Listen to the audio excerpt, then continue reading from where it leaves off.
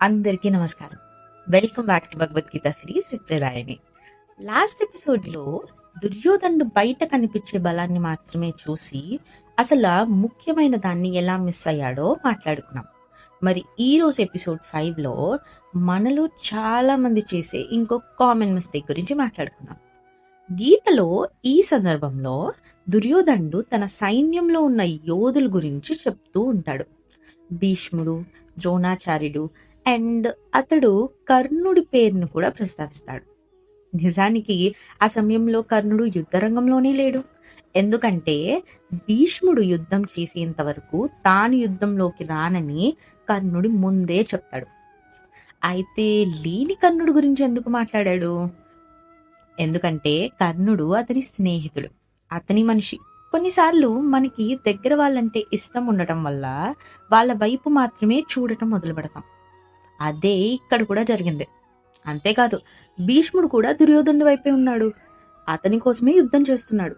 కానీ కర్ణుడి మీద ఉన్న మమకారం వల్ల ఇలా చేయడం వల్ల భీష్ముడిని అగౌరవం చేసినట్టు కాదా?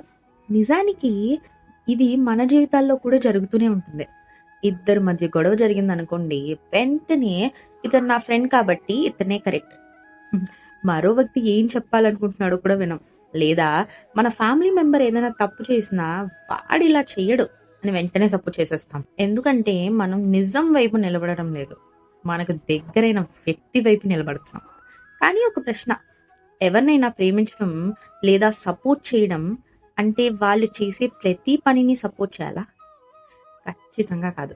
ఎందుకంటే తప్పు చేస్తున్నప్పుడు కూడా సపోర్ట్ చేస్తే మనము వాళ్ళకి సహాయం చేసినట్టు కాదు, వాళ్ళ తప్పుని ఇంకా బలపరిచినట్టే. మహాభారతంలో కూడా దుర్యోధనుడు పక్కన నిలబడిన చాలా మంది రాజులు ఉన్నారు. కొంతమంది ఫ్రెండ్షిప్ వల్ల, మరికొంతమంది లాయల్టీ వల్ల, మరికొంతమంది పూర్తి నిజం తెలియక. కానీ అధర్మం వైపు నిలబడిన ఫలితం మాత్రం అందరూ అనుభవించారు. అందుకే ఒక మంచి స్నేహితుడు మన తప్పుని సపోర్ట్ చేసే వ్యక్తి కాదు, మన తప్పుని ఆపడానికి ప్రయత్నించే వ్యక్తి.